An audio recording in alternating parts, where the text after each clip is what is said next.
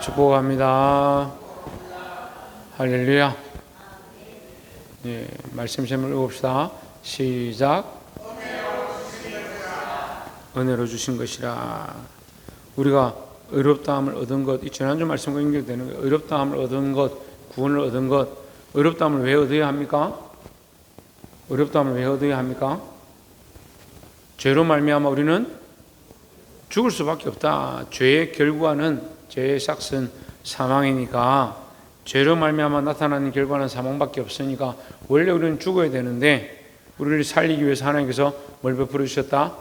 은혜를 베풀어 주셨다.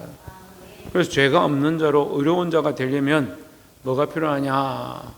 어렵게 여김을 받아야 되는데, 우리의 어떠함으로 우리가 어렵게 여김을, 어렵다함을 입기에 합당치 않다라는 거죠. 우리가 이미 로마서를 가지고 공부하면서 말씀을 나눴는데, 은혜로 주어진 것이다.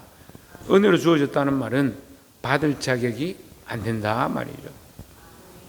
받을 자격이 안 되는데 하나님 우리에게 은혜를 주셨습니다. 그런데 지금 너무 당당하게 살아요. 받을 자격이 된다라고 생각하니까 당당하게 사는 거예요. 그러니까 불평불만하고 자기 하고 싶은 대로 하고, 오고 싶으면 오고 오기 싫으면 안 오고 자기 마음대로 사는 거죠. 왜? 하나님의 은혜를 똑바로 모르니까. 자기가 나의 나 된 것은 오로지 나의 은혜로다 이렇게 착각하고 사는 거예요. 그래서 인생을 자기 하고 싶은 대로 사는 거예요. 왜? 자기가 주인이니까.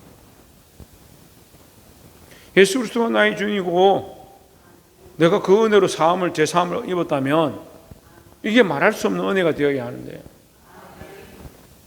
지훈아, 뭐가 말할 수 없는 은혜라고?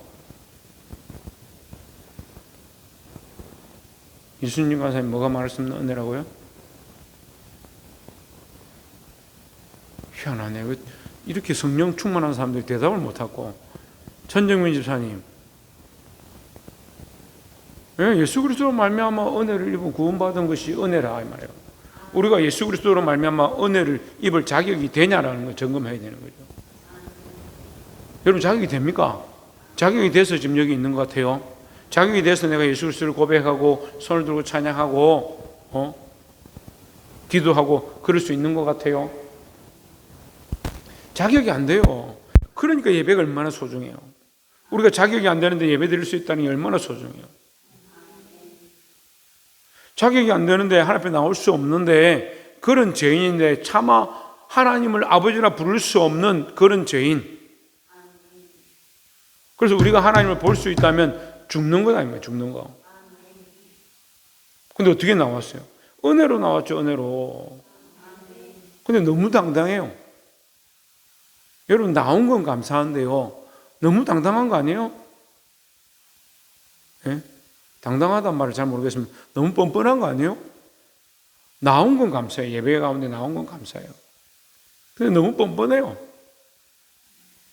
그래서 하나님을 속이고 자기 마음대로 살고요, 헌금도 드리고 싶으면 드리고, 기분 좋을 때는 막 있는 것 없는 것 다 끌고서 하나님께 드리고, 기분 나쁠 때는 이번 달에 헌금 안 할래, 안 하고, 예배 시간도 지키고 싶으면 지키고, 지키기 싫으면 안 지키고, 기도도 하고 싶으면 하고, 하기 싫으면 안 하고. 어떻게 그렇게 신앙생활하는지 참 신기해요. 예? 우리가 하나님 앞에 온 것이 하나님의 전적인 은혜고, 예수 그리스도로 말미암아 하나님 우리를 어렵다 해주신 그 은혜라고 말하는데 왜 그리 당당할까? 왜 그렇게 당당할까? 예수 그리스도로 말미암아 당당합니다. 예, 감사합니다. 예수 그리스도로 말미암아 당당해서 감사한데, 그 당당함이 나는 아니잖아요. 나의 당당함이 아니잖아요. 아멘 하는데 왜 그렇게 당당하지 모르겠어요. 그러니까 목사님 말씀을 듣고 순종하고, 내가 이렇게 살아야겠구나, 나를 돌이켜야겠구나. 내가 이미 은혜를 입었으니까. 이미 은혜를 입었잖아요. 은혜를 입은 사람으로서 내가 주의 뜻대로 살아야겠구나, 그렇게 하지 않고 자꾸 어떻게 생각합니까? 이게 율법의 메인 사람처럼 내가 이거 안 하면 천국 못 간다, 이거 안 하면 은혜를 못 입는다, 그렇게 착각하고 사는 거예요. 이미 은혜를 입었는데.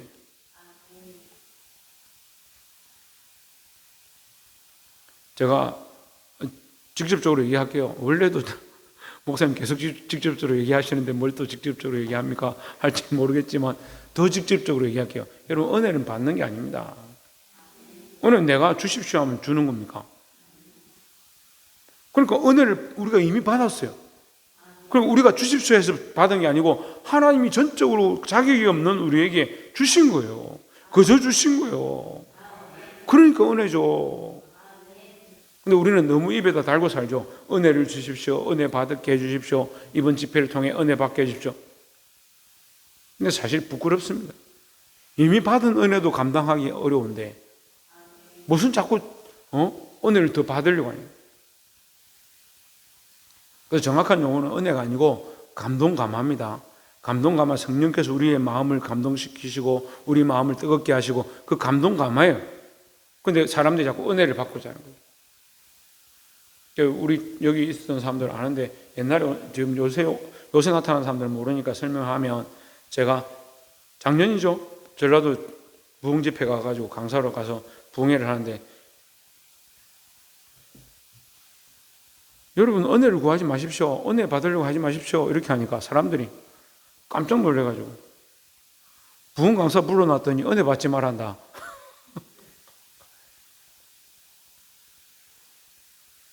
내가 은혜 받으려고 하면 은혜가 받아집니까?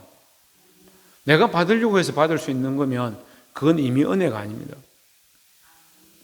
제가 말했잖아요. 우리가 자격이 안 되는데 하나님 주시는 게 은혜다. 그러니까 내가 받으려고 해서 받을 수 있는 게 아니에요. 그러면 오히려 주는 자를 사람이라 하면 안 되지. 주는 자를 기쁘게 하는 게 우리가 해야 될 일입니다. 그렇잖아. 여운아, 너 오늘 잘 왔다. 네 아이패드 쓰나? 맥 쓰나? 노트북 없지? 핸드폰 쓰지? 핸드폰 어떻게 생겼노? 그냥 자고 일어나니까 생겼더나? 엄마가 줬어? 아빠가 사줬어? 뭐 핸드폰 아니고 뭐라도 예원이가 굉장히 가지고 싶은 게 있었어. 그럼 그거를 받기 위해서 어떻게 해요? 이거를 좀 가지고 싶으니까 나는 공부를 하더니 뭘 하기 위해서 이게 필요하다 그러면 어떻게 해요? 엄마 아빠한테 어떻게 해? 더 믿게 보여? 나 이거 필요하니까 엄마한테 가가지고 말 안 듣고 아빠한테 더 속썩이고 그렇게 지금 방 막 어지럽히고 그렇게 해? 그래 안 그러지. 그럼 줄 사람한테 어떻게 해? 줄 사람의 마음을 감동시키고 줄 사람의 마음을 어떻게든 움직이려고 평소에 안 하던 뭐 아양도 부리고 뭐 아빠 생일이니까 제가 노래를 한 곡 부를게요. 노래를 부르든지 뭔가 이렇게 줄 사람의 마음을 만족해 하는 일을 우리가 할 거 아니야. 인간도 하다 못해 인간도 그렇게 하는데 인간에게도 그렇게 하는데 살아계신 하나님 앞에 나는 은혜 받고 싶어. 은혜 받아야지. 이번 집회가 은혜가 되면 좋겠어. 이 강사를 통해서 나는 은혜 받으면 좋을 거야. 은혜가 꼭 필요해. 이게 뭐 하는 짓이냐는 거야. 누구한테 잘 보여야 됩니까? 하나님께 잘 보여야 되죠. 그래서 성경이 하나님께 잘 보이려고 한다는 단어를 어떻게 기록하냐면 하나님을 기쁘시게 하는 자, 하나님 마음에 합한 자. 그럼 또 돌아가죠. 하나님 마음에 합한 자, 하나님 기쁘시게 하는 자는 뭐냐? 이렇게 또 묻겠죠. 하나님을 찬양하는 자, 모든 감사와 영광을 하나님 앞에 돌려드리는 자. 그 이름에 합당한 영광이라 하거든요. 하나님은 영광 받으시기에 합당한 분인데 우리가 합당한 짓을 안 하는 거예요. 왜 안 할 것 같아요? 우리가 옛 습관을 가지고 있어가지고요. 마귀에게 속했던 습관을 가지고 영광을 자기가 가져가는 거예요. 나를 위해 살아요. 나의 영광을 구해요. 그래서 은혜도 목적이 뭐예요? 내가 감동하고 내가 기쁘면 내가 찌릿찌릿하고 막 마음이 이렇게 뭉클하면 좋겠다. 그건 자기 목적이 되는 거예요. 자기 목적이. 그런 사람이 어떻게 은혜를 받겠어요? 받아도 그게 똑바로 되겠습니까? 여러분 이런 심각한 오류에 빠졌는데 그걸 또 옳다라고 가르치는 사람들입니다. 은혜는 인간이 어떻게 해서 받을 수 있는 게 아니에요. 전적인 하나님의 긍휼과 자비하십니다. 그럼 어떻게 해야 됩니까? 하나님을 기쁘시게 하는 것, 하나님 마음에 합한 것, 하나님을 즐겁게 하는 것. 그래서 우리의 창조 목적을 우리가 신앙 고백하잖아요. 왜 하나님을 영화롭게 하고 영원히 그 이름을 즐거워하는 것이 우리 인간의 본분된 첫 번째네, 첫 번째. 세례를 받았는데 왜 그 첫 번째를 기억 못하는지 모르겠어요. 그래도 큰 사람 교회는 한 보니까 반은 기억하고 있는데 다른 교회 가서 물어보면 아예 몰라요, 아예 몰라. 대소요리문답 세례 받는 대답하는 거하고 질문이 뭐 첫 번째가 뭐냐? 인간의 본분 첫 번째 하나님을 영화롭게 하고 영원히 그 이름을 즐거워하는 거, 그게 첫 번째요. 하나님 만드신 목적도 뭐라요? 이 백성은 내가 나를 위하여 지었나니 나의 찬송을 부르게 하려 함이다라고 분명히 가르치고 있는데 인간들이 다 자꾸 뭐합니까? 나를 기쁘게 하시다. 무엇을 먹을까? 무엇을 입을까? 무엇을 마실까? 뭘 하면 즐거울까? 뭘 하면 재밌을까? 이 타락한 생각들을 하고 있는 거예요. 그리고 하나님 앞으로 돌아오지 못하는 거예요. 계속 어디로 갑니까? 나의 삶의 즐거움과 내가 어떻게든 민망하지 않고 내가 어떻게든 부끄럽지 않고 내가 어떻게든 사람들 속에서 잘 살아내고 사람들이 맞다라고 하는 논리대로 쫓아가고, 그렇게 하는데 무슨 은혜가 있어요? 그래 와서 말씀을 들었으면 변화되어지고 내가 하나님의 은혜로 되었구나, 그렇게 알아야 되는 거예요. 또 집에 가보면 뭐예요? 현실이 눈앞에 있거든요. 뭐 금방 세상으로 가버리는 거예요. 그러면서 나는 은혜를 받은 자다. 따라합시다. 나는 은혜를 입은 자다. 그럼 집에 가서 속상한 문제가 있습니다. 하인이 이래 기쁨이 평강이 속속이고 말 안 들으면 어이구 이것들 그렇게 하지 말고 나는 은혜를 입은 자다 이렇게 하면 할 말이 없잖아요. 나는 은혜를 입은 자다. 은혜 입을 자격이 없는 나에게 하나님 나에게 은혜를 주셨구나. 권능이 빛나 속을 썩이면 어이구 나는 은혜를 입은 자다. 남편이 말을 안 듣고 내 속을 썩이면 남편 바라보면서 어이구 나는 은혜를 입은 자다. 내 원수를 만났어. 이 사람 나는 꼴도 보기 싫은 인간, 눈도 마주치기 싫은 인간 만났어. 아이고 저걸 나는 은혜를 입은 자다. 내가 할례 없는 은혜, 1만 달란트 빚진 은혜, 갚을 수 없는 은혜. 이미 그 은혜를 입었는데 왜 자꾸 용서를 못하고, 왜 사랑하지 못하고, 왜 덮지 못하냐는. 저는 앞에 지금 집 공사를 하고 있는데 사랑이 자꾸 생겨요. 너무 사랑스러운 거야. 저 사람이 사랑스러운 거야. 저 집안 사람이 사랑스럽고 자꾸 저 공사하는 사람들이 사랑스럽고 좋아 죽겠는 거야. 죽으면 안 되지. 어쨌든 너무 좋은 거야. 그래 막 오늘도 가가지고 너무 남을 이렇게 예쁘게 할 수가 있냐고, 어떻게 이렇게 기술이 좋냐고, 입에 침이 마르도록 칭찬을 했더니 자기들이 좋아가지고 입이 귀에 걸려가지고. 근데 그렇게 하고 싶은 마음이 막 생겨요. 왜 칭찬하고 사랑하고 다 허락하고 뭐 이것도 이렇게 해달라 그렇게 하십시오, 저것도 이래도 되겠습니까? 그렇게 하십시오. 이렇게 하니까 더 본인들이 우리한테 잘하려고, 교회에 잘하려고 자세가 바뀌는 거예요. 우리가 왜 그걸 못합니까? 하나님의 은혜를 입었는데 이 전제 조건을 여러분 우리가 가지고 살지 못하고 하나님의 은혜를 입은 자, 세상이 줄 수 없는 평강을 가지고 세상이 우리를 빼앗을 수 없는 이 기쁨과 즐거움 가운데 그리스도 안에 있는 하나님의 사랑에서 빼앗을 수 없다는 이걸 붙잡고 있으면서 자꾸 현실 뭐 문제 보면 탁 놓고 이걸 어떻게 하냐. 무슨 치매입니까? 네? 그릇 들고 있다가 뭐 보고 그릇 놔버리고 이것 붙잡는 그런 것도 아니고. 왜 그렇게 하냐고요. 하나님 우리에게 주신 은혜 잊지 않기를 소망합니다. 3장 15절에 그래서 다시 물어봅시다. 우리는 은혜를 받을 자격이 있다 없다? 없다. 근데 받았다 안 받았다? 받았다. 자격이 없는데 받았기 때문에 뭐다? 은혜다. 이것은 나의 공로가 아니고 나의 나된 것은 나의 공로가 아니고 전적인 하나님의 은혜다. 그러니까 우리의 공로가 우리가 어떻게 했기 때문에 아니라는 거죠. 여러분, 이것을 우리가 부인한다든지 이것을 인정하지 못하면 모든 성경을 부인하는 거예요. 하나님 세상을 만드셨죠. 그거 왜 못 믿는 줄 알아요? 인간들은 뭔가 있어야 돼요. 뭔가 돼야, 뭔가 이렇게 조화가 돼가 뭔가 이루어야 우리가 뭔가 해야 된다고 생각하는데, 아무것도 없는데 하나님 하셨다니까 이게 뭐가 돼요? 전적인 하나님의 은혜죠. 그리고 이걸 인정하기 싫은 거예요.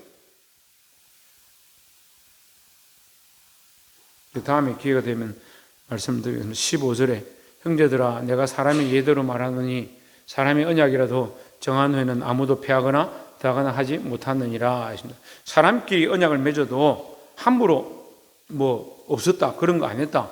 집을 사고 팔고 하는데도 도장 한번 찍고 그렇게 하면 내 집이 되는데, 돈 주고 해서 내 집이 되는데 그 문서를 없다, 돈 받은 거 아니다, 그렇게 할 수 없는 것처럼. 오늘도 차를 마당에 대놨는데 누가 목사님 부르기에 나가니까 자기 택배 주고 가다가 제 차를 박았다는 거. 그래서 이거 웬만하면 제가 고치겠는데 이거 제가 고칠 수 없는데 어떻게 하냐. 자기가 안 돼요. 200만 원 안에서 이게 되면은 어떻게 될 건데 하는 거예요. 그래서 제가 정비소 가져가서 정비소 그 사장한테 물으니까 이게 한 200만 원 나올 것 같은데요. 그래 더 싸게 안 됩니까?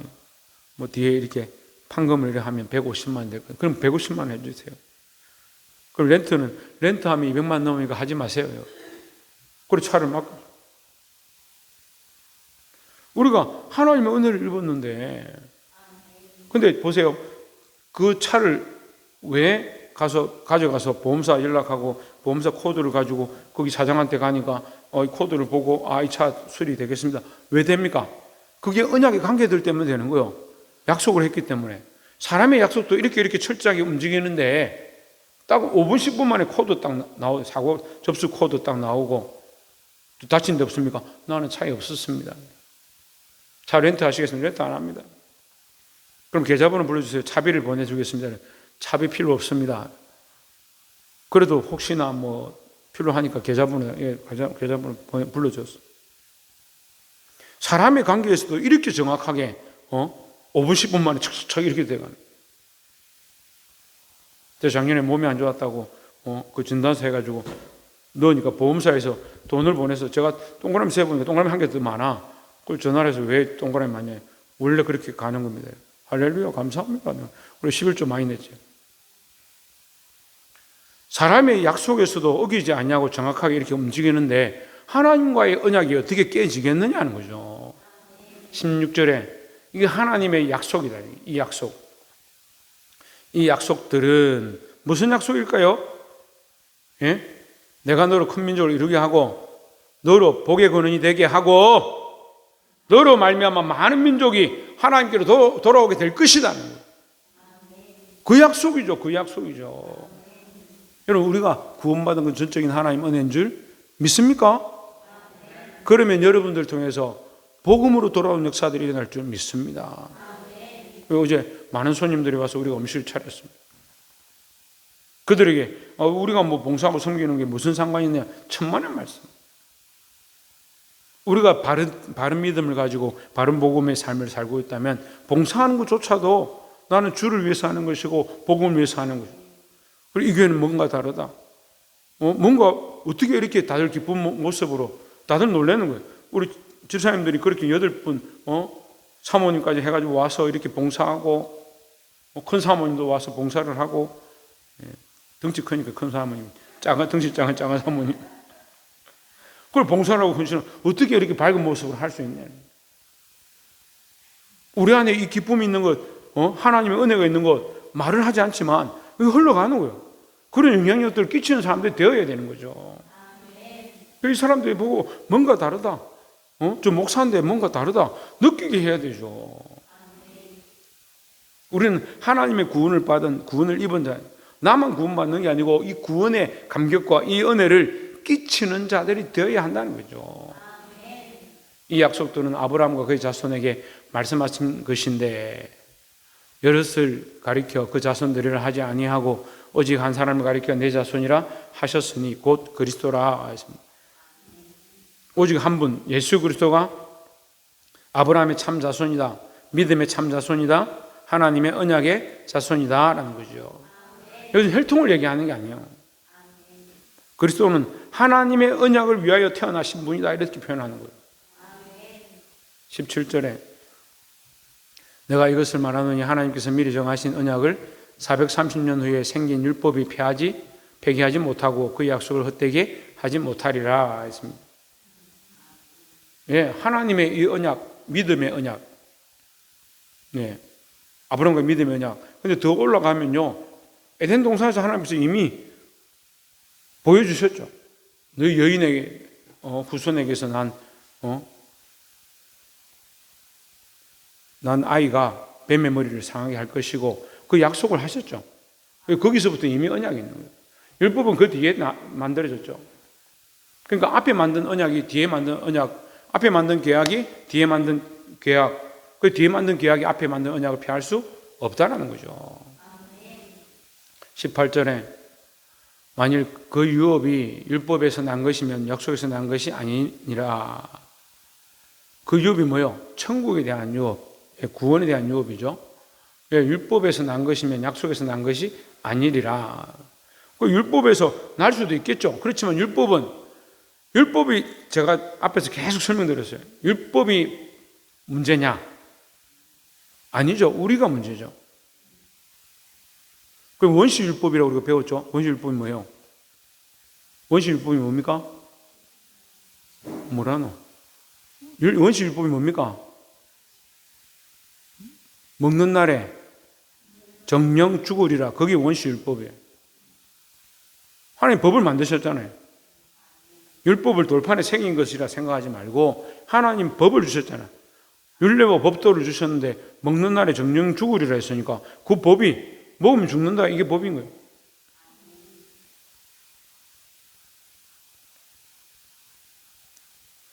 그럼 안 먹으면 뭡니까? 살죠. 그러니까 율법은 죽이려는 목적으로 주신 게 아닙니다. 네가 먹으라, 내가 반드시 죽이겠다, 그렇게 하는 게 아니잖아요. 먹는 날에 정령 죽을 거니까 먹지 말라는 얘기죠. 그러니까 율법은 죽이려고 주신 게 아니고 살리려고 주신 거예요. 그런데 문제는 뭡니까? 미련한 인생이 이 율법을 지킬 수가 없다는 거죠.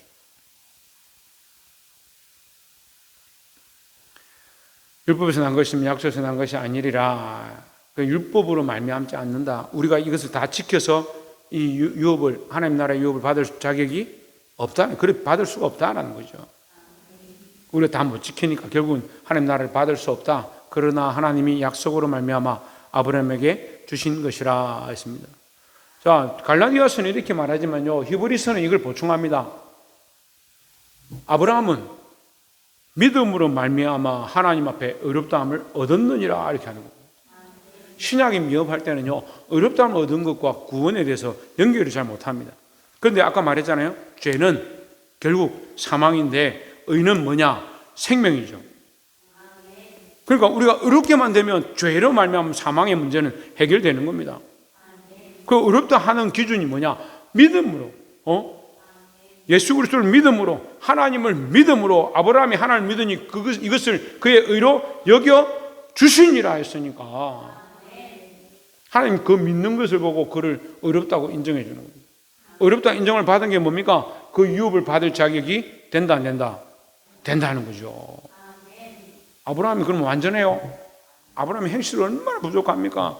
자기 마누라를 마누라 아인이라고 마누라란 말이 성경에 안 나오지만 자기 아내를 누이라고 3번이나 제가 만약에 길에 가다가 양사모님을 제 사모 아니라고 했으면 그날부로 이제 목회하기 힘들 거예요. 근데 3번이나 그렇게 얼마나 이 코미디 같으니 그런 사람을 하나님 어렵다 해줬다. 그렇게 보면요, 이걸 무슨 이런 게 어딨냐고. 그거는 개신교는 말도 안 돼. 어떻게 그런 사람을 믿음의 조상이라 하고 다윗이 그리스도의 왕위의 조상이다 하고, 근데 바세바 여자 목욕하는 걸 보고 그 알몬을 보니까 뭐 반해가지고 그 여자를 불려들여가지고 그 남편을 전쟁에 가서 죽게 하고 그 여자 동치매가 아이를 낳고. 죄송합니다. 진짜 이 인간이 어떻게 그렇게 할 수 있을까요?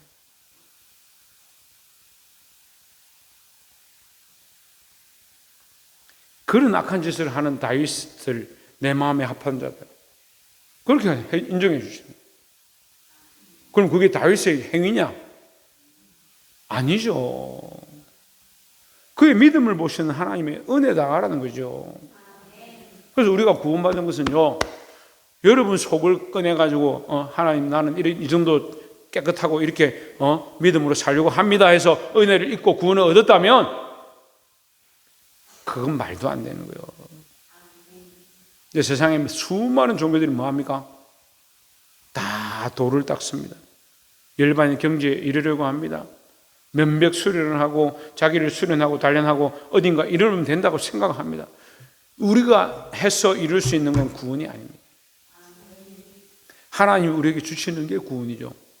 우리가 받을 수 없기 때문에, 자격이 안 되기 때문에 그리스도로 통해서 우리에게 주셨다라는 거죠. 그래서 지금은 누구나 예수를 믿기만 하면, 예수 그리스도를 믿기만 하면 어려워지는 줄 믿습니다. 그리스도를 믿기만 하면 어려워지니까 여러분 죄 짓고 마음대로 사세요. 그럴 수가 없죠. 더 그렇게 못하죠. 왜? 성령이 내 안에 들어와 계시니까. 내가 그리스도를 믿는 순간 그리스도께서 내 안에 오시는데 어떻게 오냐? 성령으로 내 안에 오시는 거예요. 내 안에 와 계시니까 내가 범죄하려고 할 때 양심을 통해서 이 박 목사야, 이 청년 회장아, 창조야, 너 그러면 안 되잖아. 가르쳐주는 거예요, 성령이. 그런데 그렇게 막 잘 살고 내가 착하게 살고 이렇게 하면 구원을 받냐? 아니요. 이미 구원을 얻었잖아요.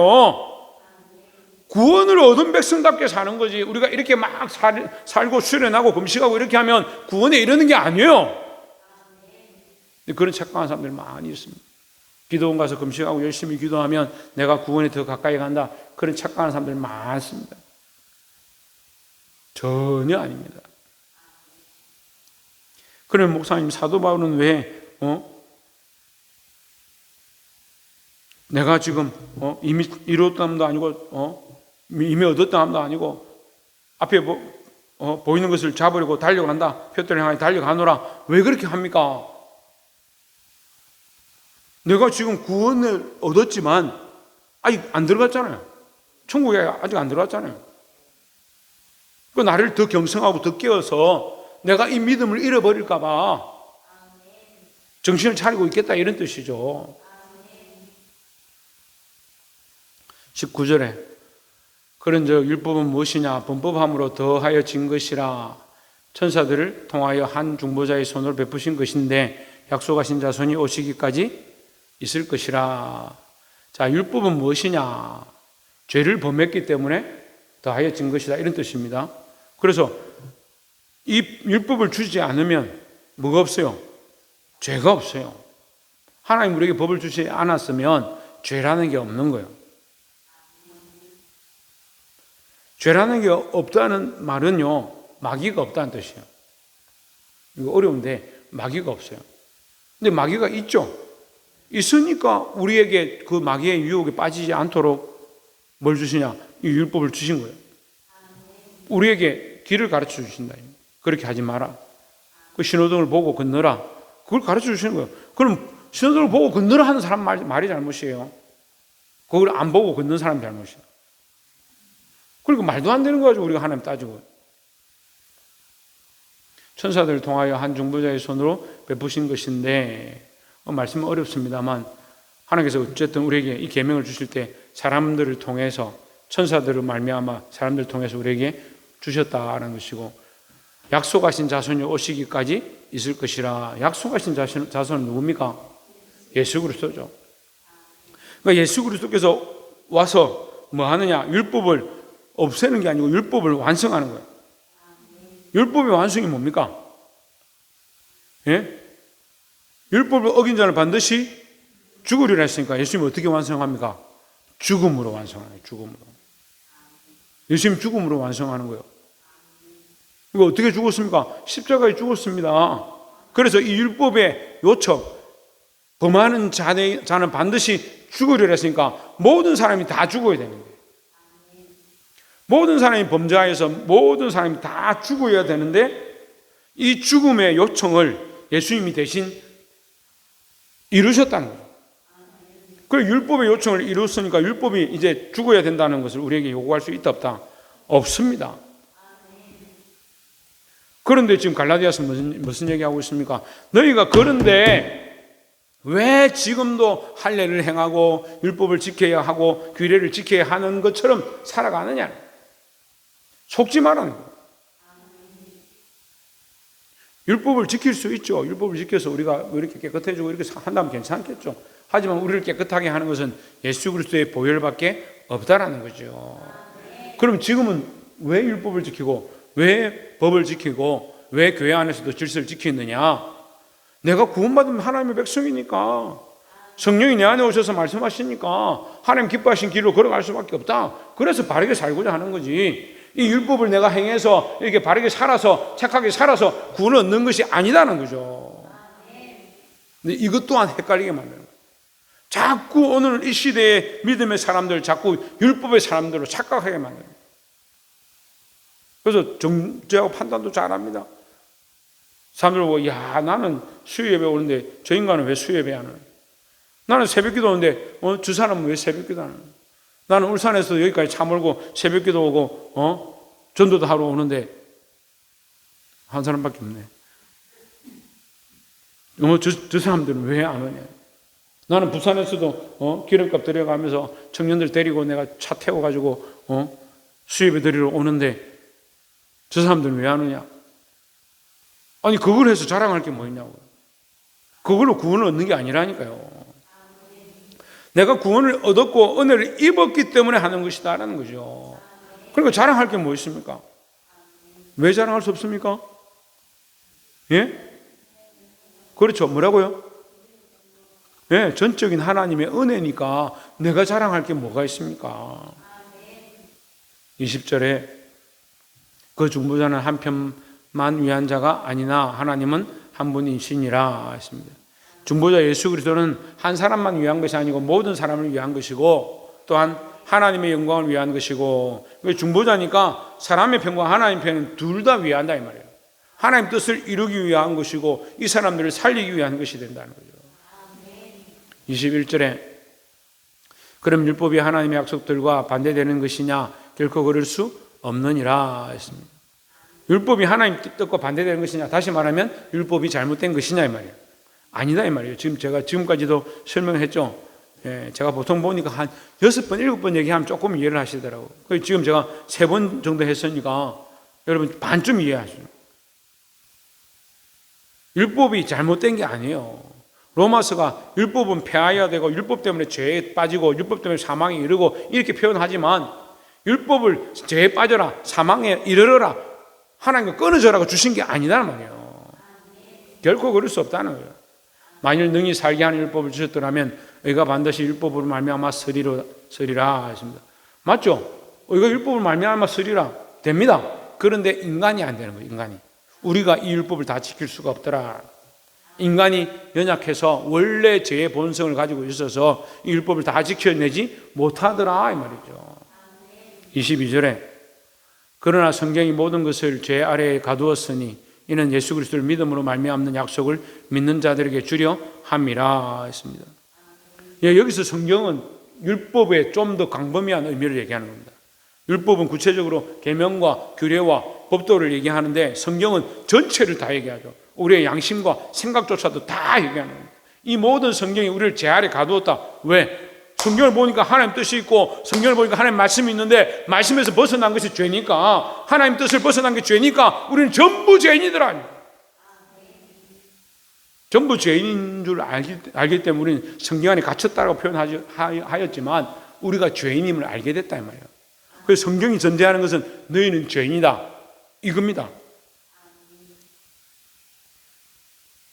쉽잖아요. 너희는 죄인이다. 그럼 어떻게 돼야 돼?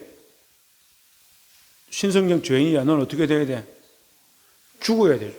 우리는 죽어야 되는 게 마땅하다. 그런데 예수 그리스도를 보내셔서 예수 그리스도를 믿는 자에게 뭘 주신다? 죄 사함을 주신다. 의롭다함을 주신다. 그래서 우리는 의롭다함을 얻었다는 것 자체가 뭐냐? 죄로 말미암은 사망이 박멸됐다면 없어졌단 말이죠. 그래서 구원에 이르는 거죠. 이것이 우리의 공로냐? 아니요, 전적인 하나님의 은혜다라는 거죠. 예수 그리스도를 믿음으로 말미암는 약속을 믿는 자들에게 주려 함이라 했습니다. 하나님 이미 약속하셨단 말이에요. 이 오실 자, 이 중보자, 이 예수 그리스도를 믿으면 너희가 구원을 얻을 것이라는 약속을 이미 주셨다는 거예요. 그걸 믿기만 하면 된다는 거예요. 그 어떤 사람 믿었으니까 그게 우리가 공로 아닙니까? 믿기 힘들었는데 내가 억지로 내가 믿었습니다. 믿을 수 있는 것조차도 하나님의 은혜고, 교회에 나왔는데 교회에 나올 마음을 주신 것도 하나님의 은혜고, 예배 시간에 말씀을 듣는데 들리는 것도 하나님의 은혜고, 다리는 까딱까딱 해도 눈은 초롱초롱하게 뜨고 있는 것도 하나님의 은혜고, 들을 수 있는 게 하나님의 은혜다. 23절에 조혜준, 믿음이 오기 전에 우리는 율법 아래에 매인바 되고 계시될 믿음의 때까지 갇혔느니라 했습니다. 율법 아래라고 표현하죠. 22절에서 어디 아래라고 했습니까? 성경 아래, 성경 아래. 그죠? 율법의 큰 의미는 성경이 되는 거예요. 성경도 결국 우리를 가둡니다. 어떻게 가둡니까? 죄인인 것을 알게 하는 겁니다. 우리가 예수 그리스도를 만나죠. 예수 그리스도는 로고스니까 예수님 만나면 어떻게 될 것 같아요? 뭘 볼 것 같아요? 나의 죄인됨을 보는 거예요. 이사야가 하나님의 영광을 봅니다. 뭘 봤습니까? 네, 하나님의 영광을 보고 나서 화로다, 화로다. 나는 죄인이다. 이 죄 많은 백성 중에 거하면서 살아계신 하나님을 배웠도다. 이렇게 하면서 죽게 되었다라고 하죠. 그 하나님 만나면 우리가 죄인임을 보고 예수 그리스도를 만나면 우리가 죄인임을 보는 거예요.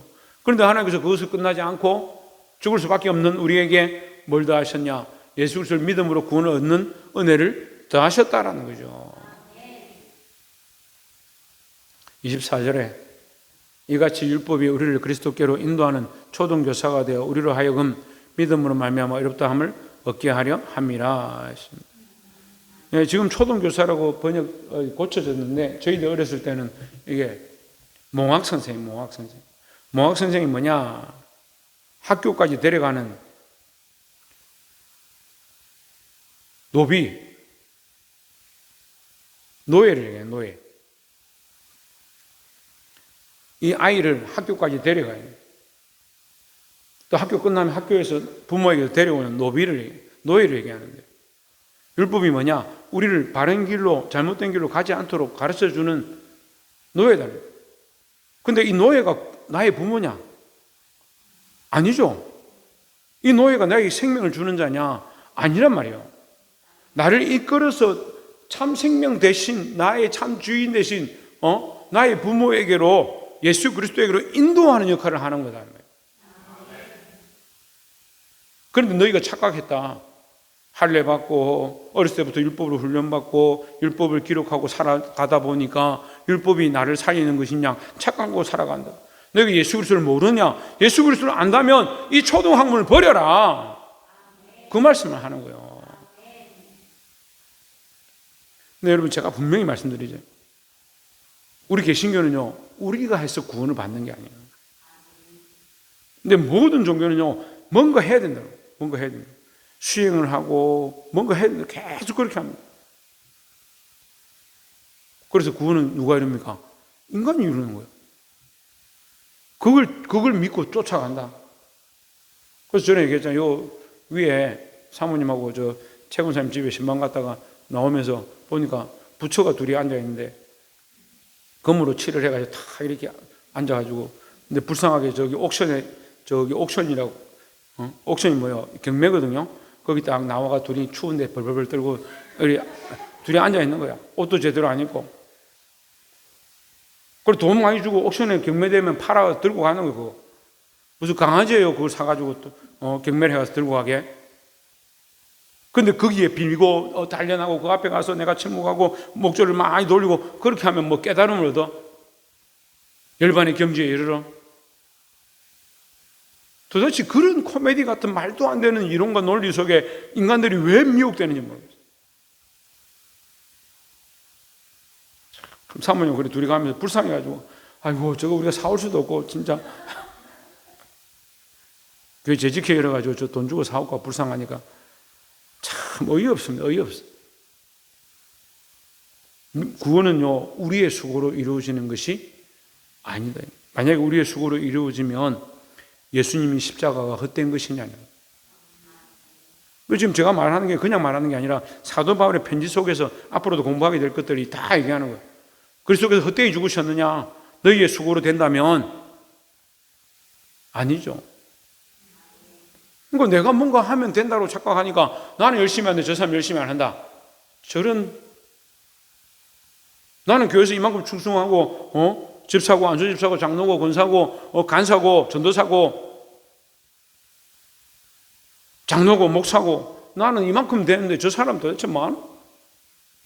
그러니까 뭐라고 해요? 좀 냄새나고 좀 지저분하게 오면 아이고 참 저래가지고 교회를 왜 오냐?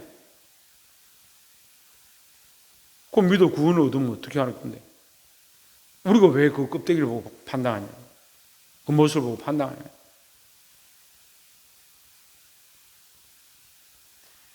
우리가 구원을 얻은 게 아니니까, 우리의 공로가 아니니까 다른 사람도 구원을 얻게 되는 것이 우리의 공로가 아니고 우리의 어떠함이 아니잖아요. 그 사람이 어떠함이 아니잖아요.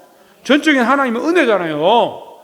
우리가 구원을 이미 얻었다면 이 전적인 하나님의 은혜가 임하도록 그 전도의 역할을 감당하고 복음의 역할을 감당하고 빛된 사명을 감당하고 예수 그리스도의 군사로서 바른 싸움을 싸우고 그런 자들이 되기를 소망합니다. 25절에 믿음이 온 후로는 우리가 초등교사 아래에 있지 아니하도다. 믿음이 온 후가 뭐예요? 그리스도를 믿게 된 후로는 이렇게 봐야 돼요. 그건 초등교사 하고 있을 필요가 없다. 그리스도가 온 후라 이 말은 내가 자라고 난 뒤에는 아니면 부모님이 이미 나를 찾아온 후에는 이렇게 볼 수 있는 거예요. 유치원 가는데 노예가 데리고 가서 종이 데리고 가서 데려다 주고 다시 데리고 오는데 부모가 데리러 와서 그러면 이 종이 지금 데리고 갈 필요가 있어 없어요? 없잖아요. 근데 애가 아니야 나는 저 종 따라갈 거야. 제가 연기를 못하나? 말이 안 되잖아요. 거기 따라가는 게 이상하잖아요. 우리가 그리스도로 말미암아 구원을 얻는데 왜 자꾸 율법적으로 뭔가 노력해서 열심히 해서 기도 많이 해서 헌금 많이 해서 은혜를 받을 것처럼 착각을 하네요. 이미 은혜를 얻었다니까요. 언제까지 이걸 가르쳐야 돼요? 은혜를 이미 얻었고 그 은혜가 우리한테 계속 흘러넘치는데 26절에 너희가 다 믿음으로 말미암아 그리스도 예수 안에서 하나님의 아들이 되었으니 했습니다. 이것이 우리에게서 난 것이냐? 하나님의 은혜다 이 말이죠. 27절에 누구든지 그리스도와 합하기 위하여 세례를 받은 자는 그리스도로 옷 입었느니라 했습니다. 옷 입었다는 뜻은 뭐냐면요, 가렸다는 뜻이에요. 가렸다. 옷을 입는 목적이 뭡니까? 왜 가리려고 입는 거예요? 우리의 이 알몸, 사실 볼 것도 없겠지만 우리 이 몸을 드러내고 다닐 수가 없잖아요. 부끄러워서. 근데 우리의 죄의 본성들을, 우리의 원래 죄의 삶, 우리의 삶의 실제적인 삶의 모양을 이게 알몸과 같은 거. 그러니까 목사님 신방 오고 나면 집을 며칠을 치우는 거예요. 월요일로 신방 갔는데 아니요, 우리 집은 목요일에 와야 돼요. 목요일까지 있어야 돼요. 뭐 하냐고. 집 청소한다고. 이게 알몸을 그대로 보여주면 안 되니까 이게 다 청소를 하고 꾸미고 막 정리를 하고. 원래 깨끗이 사는 분은 괜찮지만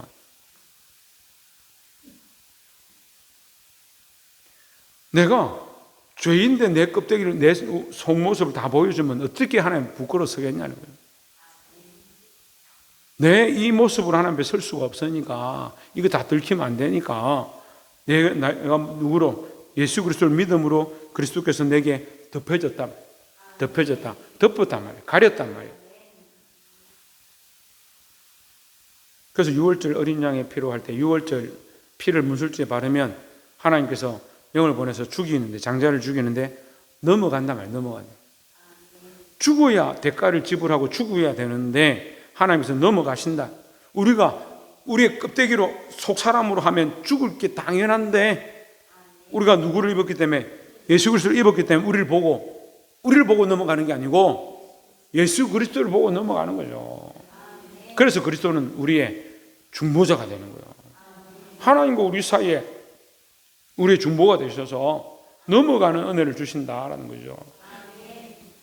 그래서 넘어간다는 말은 원래는 넘어가지 않아야 되는 게 맞다는 거죠. 원래 죽어야 되는 게 맞다는 거죠. 근데 그리스도로 말미암아 우리가 넘어가면 은혜를 입었다라는 겁니다.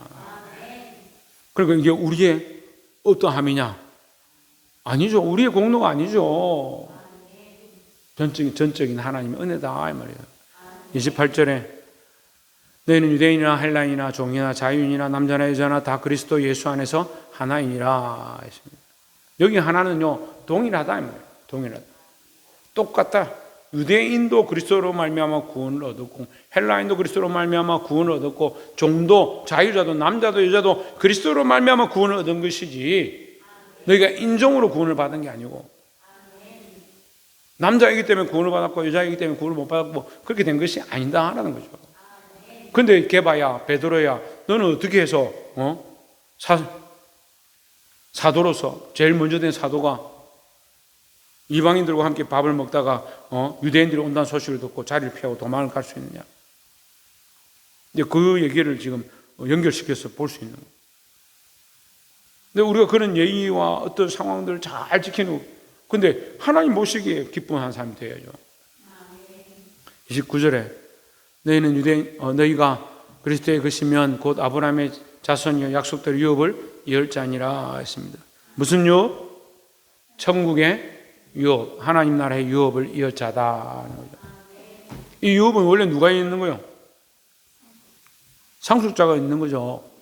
원래 그리스도의 것이다 이렇게 생각하면 됩니다. 왜 그리스도의 것이다? 그걸 어떻게 이해를 합니까? 하나님의 것이다 이 말이에요. 우리가 하나님의 것인 그 하나님 나라를 하나님 것이니까 하나님 나라죠. 하나님 나라를 우리가 상속받는 거예요. 유업을 받는 거예요.